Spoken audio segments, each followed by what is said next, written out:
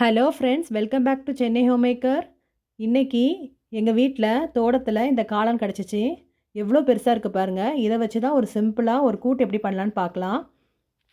Mushroom gravy ready பண்ணலாம். காளானா முதல்ல நல்லா வாஷ் பண்ணிப்போம். கீழே இருக்க அடிப்பகுதியை கட் பண்ணி எடுத்துடலாம். இப்போ மேலே இருக்க தோலை லைட்டாக சீவிடலாம். சின்ன சின்ன பீசஸாக கட் பண்ணி எடுத்துக்கோங்க. காளான் வந்து ரொம்ப டார்க் கலரில் இருந்தால் அது யூஸ் பண்ணக்கூடாது. லைட் கலர் தான் நம்ம யூஸ் பண்ணணும். ஒரு பேனில் ஒரு 2 ஸ்பூன் எண்ணெய் ஊற்றிக்கோங்க. கொஞ்சம் கடுகு, ஒரு அரை வெங்காயம் போட்டுக்கலாம். இதை நல்லா வதக்கி எடுத்துருவோம். கருவேப்பிலை சேர்த்துக்கோங்க. உப்பு தேவையான உப்பு சேர்த்துப்போம். நறுக்கி வச்ச காளானை நம்ம சேர்த்துக்கலாம். இதை லைட்டாக வதக்கி விட்டுருங்க. 2 ஸ்பூன் குழம்பு மிளகாத்தூளை சேர்த்துக்கலாம்.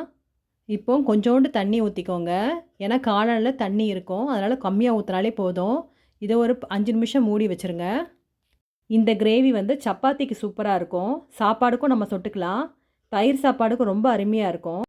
என்னோடய சேனல் உங்களுக்கு பிடிச்சிருந்ததுன்னா மறக்காமல் லைக் பண்ணுங்கள், சப்ஸ்கிரைப் பண்ணுங்கள், உங்கள் ஃப்ரெண்ட்ஸோடு ஷேர் பண்ணுங்கள்.